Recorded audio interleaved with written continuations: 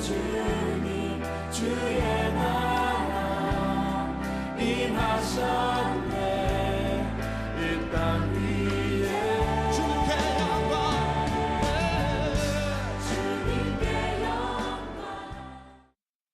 위대한 인물이란 누구입니까? 남이 보지 못하는 것을 볼 줄 아는 눈을 가진 사람이요, 남이 느끼지 못하는 것을 느낄 줄 아는 사람이요, 남이 깨닫지 못하는 것을 깨닫는 사람입니다. 소크라테스는 너 자신을 알라는 훌륭한 명제를 남겼습니다.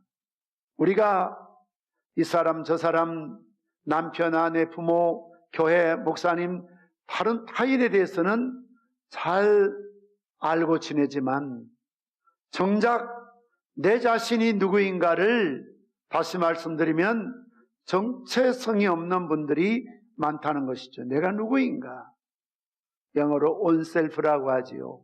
내 자아에 대한 질문입니다. 내가 누구냐? 난 누구일까? 바로 이것이 오늘의 설교의 주제입니다. 일반적으로 자기를 아는 방법이 몇 가지가 있습니다. 첫째는 내가 나를 아는 방법입니다. 그러나 이것은 절대적일 수가 없습니다. 왜냐하면 모든 사람들은 대부분 자기 잘난 맛에 살기 때문에 그렇습니다. 그래서 자기가 말하고 행동하는 것을 정당화시킵니다. 절대화시키는 경향이 있습니다. 그래서 자기 자신이 하는 나는 정확하지가 않습니다. 어떤 사람은 자기 도취에 빠져서 평생을 잘난 맛에 우월감을 갖고 사는 사람이 있는가 하면, 반대로 어떤 사람은 항상 자기 비하, 자기의 열등감에 빠져서 평생을 살아가는 사람이 있습니다. 오늘 본문에 등장하는 주인공인 삭개오도 그런 양면성을 보여주고 있습니다. 먼저 삭개오의 자기 도취의 모습을 우리는 찾아보게 됩니다. 오늘 누가복음 19장 1절 말씀 보면 예수께서 여리고로 들어가 지나가시더라라고 말씀하고 있습니다. 여리고는 베레아에서 유다와 애굽으로 가는 길목에 위치하고 있어서 중요한 상업 도시가 되어 있었습니다. 각 지방의 산물이 여리고를 통하여 각처로 공급되었습니다. 특히 길르앗 지방에 나는 향유가 이 여리고를 통하여 세계 각처로 수출되었습니다. 그러므로 여리고는 큰 세관이 있었고 삭개오는 이 세관의 책임자였던 것을 볼 수가 있습니다. 2절 말씀 보시면 삭개오라 이름하는 자가 있으니 세리장이요 또한 부자라라고 말씀하고 있습니다. 당시 세관에서는 백성들로부터 세금을 걷어들여서 일정액을 로마 정부에 바치고 나머지는 자기들의 수입으로 삼았기 때문에 그 당시 세리들은 대개가 부자였습니다. 그 가운데서 삭개오는 세리장, 요즘으로 말하면 세무서 서장이 되는 것입니다. 부자였다는 것은 두말할 나위가 없습니다. 이런 세리장이요 부자였던 신분과 명예와 부를 가지고 있는 삭개오는 아마 자기 도취에 빠져 우월감을 갖고 살았음에 틀림이 없습니다. 또 한 가지는 반대로 자기 비하, 열등감이죠.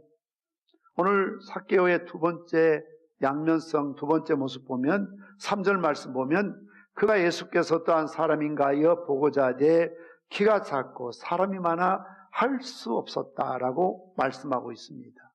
누가는 삭개오가 예수님을 보고자 하되 키가 작고 사람이 많아 할 수 없었다는 것이죠. 여기서 키가 작다는 것은 성경의 완곡어법으로서 아마도 불구에 가까운 삭개오의 신체를 의미한다라고 해석하는 사람이 있습니다. 그러니까 우리나라 말로 하면 곱사나 이렇게 난쟁이 정도의 수준이 아니었을까. 그러다 보니까 어릴 적부터 친구들부터 왕따를 당합니다. 따돌림을 당합니다. 비방을 받습니다. 놀림감이 됩니다.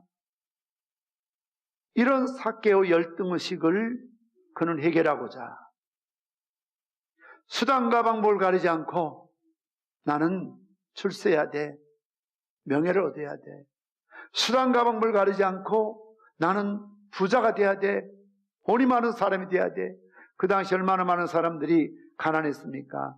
한 벌의 옷을 구하기도 어렵고 빵 하나 구하기도 어려운 절대 빈곤의 시대 아닙니까? 그런데 삭개오를 가리켜서 부자라라고 말하고 있습니다. 엄청난 부자였던 모양입니다. 그러나 그도 유대인입니다. 율법을 아는 사람입니다. 그도 양심 있는 사람입니다. 그렇기 때문에 늘 그 마음 내면에 죄의식을 가지고 살았을 것입니다. 결국 내가 보는 내 모습은 우월감이나 열등의식에 빠져 있었기 때문에 정확한 자아가 자신이 아니라는 것입니다. 두 번째로 자기를 아는 방법은 친구가 보는 내 모습이지요. 친구가 아는 자아입니다. 좋은 친구, 좋은 동반자 한 사람 만나는 것이 얼마나 큰 축복인지 모릅니다.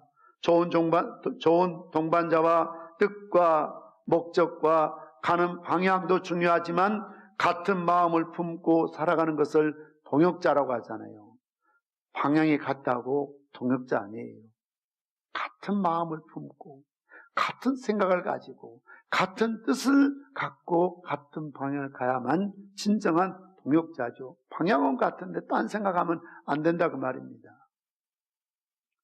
이런 친구가 있다면 상승작용을 통해서 서로 날개를 달아주고 푸른 창공을 나는 사람처럼 신바람 나게 살아갈 수가 있습니다. 영국의 한 출판사에서 상금을 내걸고 친구라는 뜻이 무엇인가를 공모했습니다. 어떤 사람을 친구라고 말할 수 있는지 그 대답을 구했더니 수많은 사람들이 응모에 응실했는데 이런 말들을 했습니다. 친구란 기쁨은 곱해주고 고통은 나눠주는 사람, 친구란 침묵을 이해하는 사람, 친구란 많은 사랑을 베푸는 사람이라는 이런 표현을 했습니다. 그 중에 1등을 차지한 글은 친구란 온 세상 사람이 다 내 곁을 떠났을 때 나를 찾아오는 그 사람이 친구라는 것입니다. 다른 사람들이 다 나에게 손가락질하고 나와 등 돌리고 나를 외면하고 나를 다 떠난다 할지라도 끝까지 내 곁에 있어주고 오히려 그럴 때 자주 나를 찾아주는 그 사람이야말로 진정한 나의 친구라는 것이죠. 그런데 여러분, 친구가 아는 내가 그렇게 정당할 수만은 없습니다. 왜냐하면 친구는 나의 단점보다는 장점만 보는 경향이 있습니다. 이걸 가리켜서 고슴도치 사랑이라고 하죠. 부모들이 자식을 볼 때 항상 착해 보입니다. 항상 이뻐 보입니다. 항상 좋아 보입니다. 학교에서는 문제가 있다고 하고 친구들도 문제가 있다고 하고 밖에서는 사람들한테 인정 못 받지만 늘 부모는 하는 말이 뭡니까?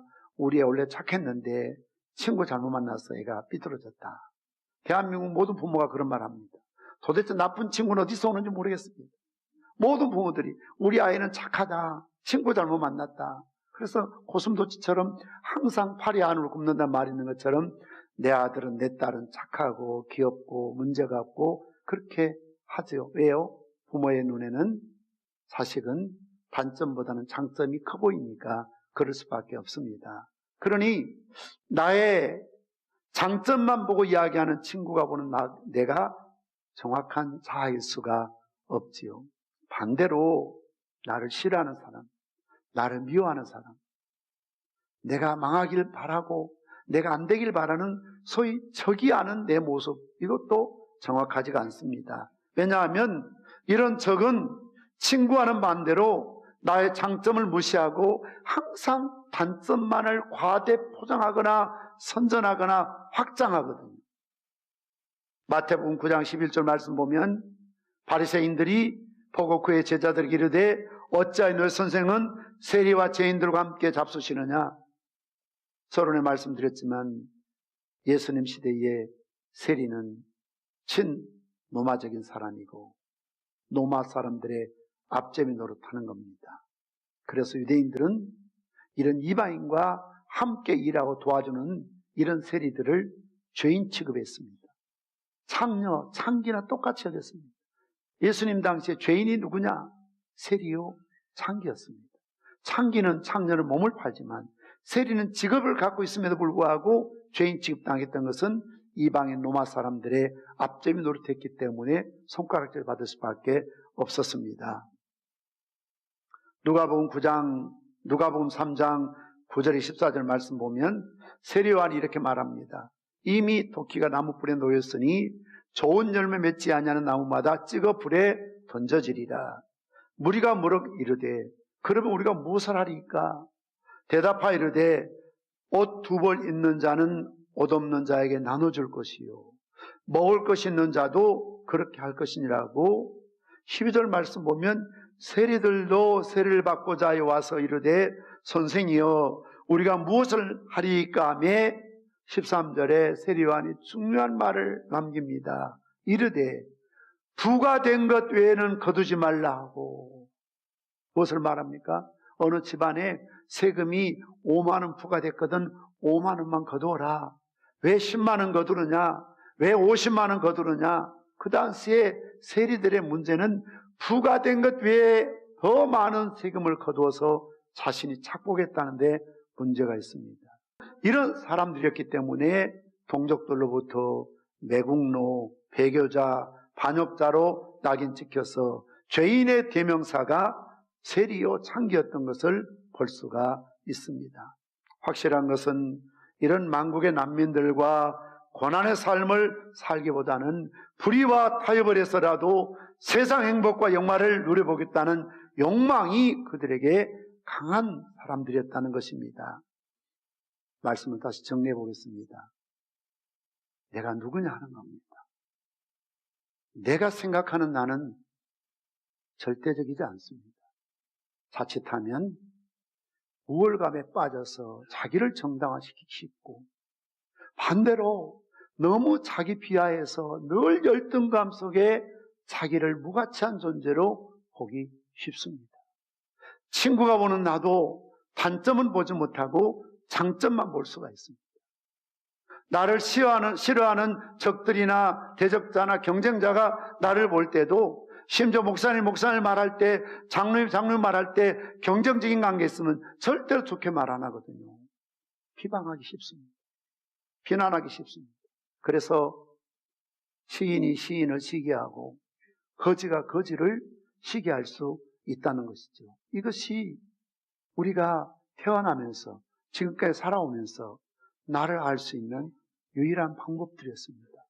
내가 나를 아는 방법, 친구가 나를 아는 방법, 아니면 적이 나를 아는 방법이었던 것이죠. 그런데 오늘 본문의 말씀 보십시오. 예수님께서 아시는 자아가 있습니다. 결국은 예수님이 아는 나만이 진정한 자아, 나일 수 있습니다. 예수님은 나의 모든 과거를 아십니다.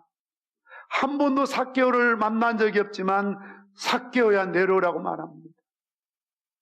한 번도 삭개오에 들어온 적이 없고 가보신 적이 없지만 그 집이 얼마나 소외받고 외로운 집이었는가를 아시고 내가 네 집에 가겠다고 말씀하십니다. 그리고 우리 현재를 압니다. 그리고 우리 미래를 아시는 분이 예수님이십니다.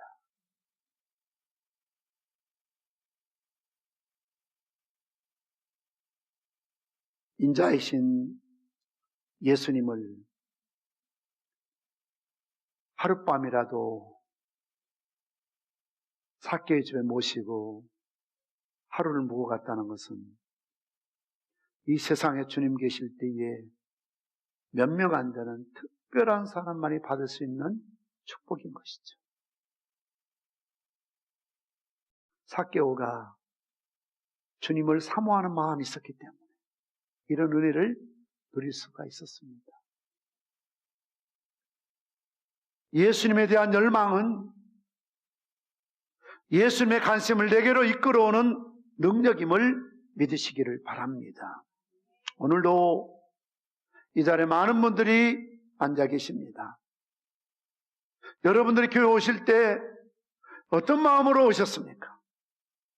정말 내가 주님을 사랑하는 그런 열망이나 말씀을 사모하는 열망을 갖고 이 자리에 오셨다면, 저는 잘 알 수 없지만, 여러분의 마음을 읽을 수 없지만 우리 주님은 아시거든요. 여러분 마음을 읽으시거든요. 그 자리에 수천 수만의 사람들이 여리고에 모여들었습니다.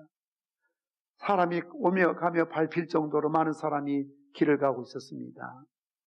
삭개오도 예수님 만나러 갔다가 만나지 못한 것은 키가 작은 이유도 있지만 너무 사람이 많아서 만날 수가 없었습니다. 그래서 그는 포기하지 않습니다. 뽕나무에 올라가서 세리장이요 어른의 체면에서 나무 위에 올라가서 그 사람들이 본다면 얼마나 비웃거리겠습니까? 비아냥거리겠습니까? 그래도 그는 그걸 개의치 않고 나무 위로 올라가서 지나가는 예수님 얼굴 한 번만이라도 보기를 소원하잖아요. 예수님 나를 몰라주더라도 나 예수님 얼굴 한번 봤으면 좋겠다, 그런 열정을 품고 뽕나무 위로 올라가잖아요. 이런 열정을 주님이 아셨습니다. 그래서 이러한 열정에 이끌린 바 되어서 주님이 그 길을 가시고 그 나무 아래 서서 삭개오야 속히 내려라고 말씀하시고 오늘 밤 내가 너희 집에 하룻밤 누워야겠다고 말씀하신 것입니다. 우리가 교회에 와서 많이 예배를 드리고 봉사하지만 사랑하는 성도 여러분, 이런 삭개오의 열정을 품고 교회에 나오시길 바랍니다. 이런 열정과 사모함으로 말씀을 듣고 예배 드리시길 바랍니다. 오늘도 주님께서 누구와 함께 하시겠습니까? 누구를 찾으시겠습니까? 누구 앞에 발길을 멈추시겠습니까? 주님을 향한 사모하는 열정 같은 삭개오의 마음을 주님은 결코 외면하시지 않습니다.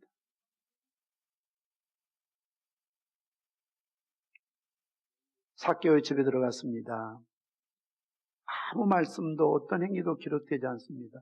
부흥했다든지 기도했다든지 찬송했다든지 아무 그런 게 없거든요. 그저 예수님이 삭개오를 따라서 그 집에 가셨습니다. 마치 이것은 깜깜하고 어두운 밤에 불을 켜는 것과 같습니다. 아무도 찾지 않던 죄인의 집, 누구도 가지 않으려고 했던 그 집에 예수님 들어가셨습니다. 빛으로서 참 빛으로 생명으로 들어가셨죠. 그래서 삭개오의 집에 삭개오의 영혼의 마음속에 환한 불빛이 밝혀지는 것이지요. 그러니 한마디 말도 하지 않았지만, 누가 무슨 말도 하지 않았지만, 어떤 정보 주지 않았지만, 보십시오. 삭개오가 뭐라고 합니까? 주여 보시옵소서.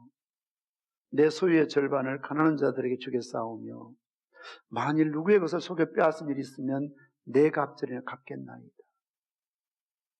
은혜가 들어오면, 은혜가 임하면, 은혜 받으면 변하지 말라고 해도 변할 줄 믿습니다. 아마 여기도 어떤 분 가운데는 아직도 교회 하면은 술 문제, 담배 문제, 제사 문제, 또 여러 가지 여러분들 참 주님이 기뻐하시지 않는 어떤 그런 습관이나 어떤 그런 관계나 문제 때문에 고민하신 분들이 물론 있어요. 그래서 또 우리가 잘못하면 우리 가까운 친구나 자녀들에게 이러지 마라, 저러지 말라, 이건 안 돼, 저건 안 돼 하고 자꾸 이렇게 난도질 하다 보면 교회 오는 게 부담스럽고 힘들 수가 있어요. 또 은혜도 없이 교회 봉사하려니까 얼마나 힘들어요. 재미가 없잖아요. 즐거움이 없잖아요. 힘들잖아요. 찬양대 서는 것도 힘들고, 선교단 하는 것도 힘들고, 차량 봉사하는 것도 힘들고, 주방 일하는 것도 더 힘들고, 노인대학도 힘들고, 교사하는 것도 힘들고, 무거운 짐이잖아요. 왜요? 은혜 없이 아닐까요? 그런데 은혜가 임하면, 은혜를 받으면 누가 억지로 변화시키려고 하지 않아도 변화될 줄 믿습니다. 이제 어쩌녁도 그렇고 아침도 제법 선선하지요. 하나님만이 베푸시는 기적이잖아요. 얼마나 뜨거웠습니까? 얼마나 더웠습니까? 근데 하나님께서 이렇게 시원한 가을을 주시니까 애쓰지 않아도, 에어컨 틀지 않아도 이제 시원하잖아요. 하나님의 영이 임하시면, 하나님의 역사가 나타나면, 삭개오에 나타났던 이런 변화의 역사가, 회개의 역사가 나타날 줄 믿습니다. 저절로요. 마치 컵 속에 더러운 물이 있으면 맑은 물을 계속 부으면 흘러넘쳐 나가는 것처럼 삭개의 삶 속에, 그의 가정 속에 그동안 죄인된 모습으로 살아왔다면 예수님이 그 가정에 들어가시니까, 예수님이 삭개와 함께 하시니까 그 스스로 예수님 한마디 하지 않았어요. 너 왜 그렇게 사느냐? 그러면 안 되지 말씀하신 적 없어요. 그러나 스스로 예수님, 내 재산 팔아서 절반을 가난한 자에 주겠습니다. 어떻게 모은 돈입니까? 심지어는 내가 잘못된 방법으로, 토색하고 불의한 방법으로 남에게 빼앗은 것이 있다면 4배를 갚겠습니다. 예수님 뭐라고 하셨습니까? 예수께서 이르시되 오늘 구원이 이 집에 이르렀으니 이 사람도 아브라함의 자손이니라. 삭개의 가정에 선포된 이 구원의 선포는 세리의 가정으로서의 수욕과 멸시, 죄악과 더러움에 관계없이 하나님을 기쁘시게 할 수 있다는 것을 우리에게 보여주고 있습니다. 믿음의 조상 아브라함의 자손이 되는 것은 영적으로 하나님의 자녀가 되었다는 것을 의미합니다. 이것이 곧 구원입니다. 오늘 구원이 이 집에 이르렀도다. 인자가 온 것은 잃어버린 자를 찾아 구원하려 함이라고 말씀하고 있습니다. 말씀의 결론을 맺으려고 합니다. 사랑하는 성도 여러분, 내가 보는 나의 모습이 어떠합니까? 항상 잘난 척하고 정당화시키고 합리화하고 변명하고 나는 의롭고 자기의 모습이 아닙니다. 어릴 적에 받은 상처 때문에 그렇게 잘못된 모습으로 굳어져 있는 겁니다. 또 나의 모습이 열등감에 빠져 있습니다. 나는 무능해. 나는 아무것도 하지 못해. 나는 무가치한 존재야. 나를 알아주는 사람 없어. 그것도 내 모습이 아닙니다. 친구가 보는 나의 좋은 모습도 내 모습이 아니고요. 나를 싫어하고 미워하는 사람이 보는 나의 단점만을 과대선전하는 모습도 내 모습이 아닙니다.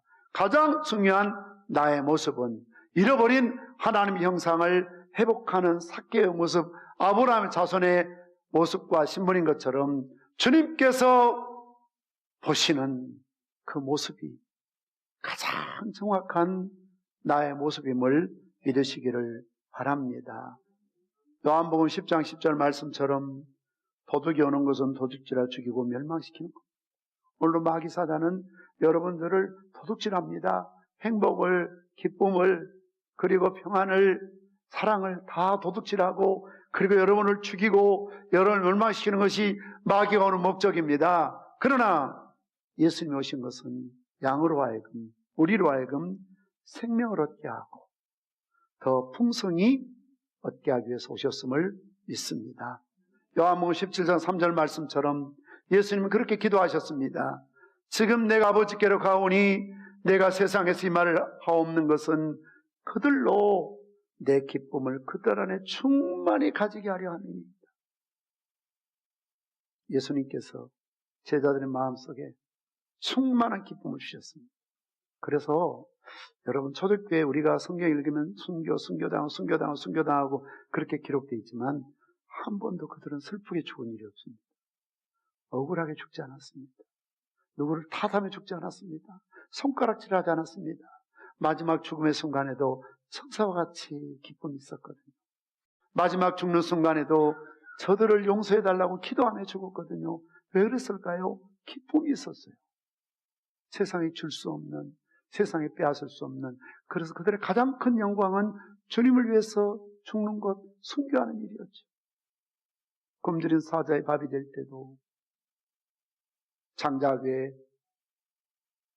화형을 당할 때도 심지어 나무에 살아있는 채 묶어놓고 불을 지펴서 원형 경기장을 밝히는 화형을 당할 때도 그들의 얼굴에는 천사처럼 빛났다고 합니다. 한 번은 네로가 그런 천사처럼 빛나는 여인의 얼굴을 보고 너무 충격을 받아서 얼굴이 칠흑같이 어두워서 그 공연장을 떠난 적이 있었다는 기록도 있습니다. 한 번은 사형을 시키려고 하니까 마지막 나에게 시간을 좀 달라고 머리를 가다듬고 옷깃을 여미며 내가 신랑 되신 주님 앞에 가야 되는데 참 초라한 모습이지만 그래도 머리라도 좀 다듬고 옷깃 여미고 가고 싶다고. 그리고 장작덤 위에서 그 시뻘건 불길이 타오르고 있었지만 비명소리 한마디 지르지 않고 천사 같은 얼굴로 순교를 당했다는 것 아닙니까? 우리가 교회 봉사하는 게 힘듭니까? 부담됩니까? 죽을 만큼 어렵습니까? 그렇게 힘들고 부담스럽고 하기 싫습니까? 왜 그럴까요? 은혜가 없어서 그렇죠. 왜 그럴까요? 기쁨이 없으니까요. 그러나 우리에게 사교에게 주셨던 이런 은혜가 있으면, 하는 형상이 복되면, 기쁨이 있으면 즐거움으로 기쁨으로 주님을 섬기게 될 줄 믿습니다. 며칠 전에 시편 16편 말씀을 묵상하면서 11절 말씀 속에 저는 큰 은혜를 받았습니다. 주께서 생명의 길을 내게 보이시리니 주의 앞에는 충만한 기쁨이 있고 주의 오른쪽에는 영원한 즐거움이 있나이다. 그렇습니다. 주님 앞에는 충만한 기쁨이 있고 주의 오른쪽에는 영원한 즐거움이 있음을 믿습니다. 생명의 말씀으로 나를 세우사 주의 길 예비케 하소서. 성령의 능력으로 길을 부으사 진리를 선포하게 하소서.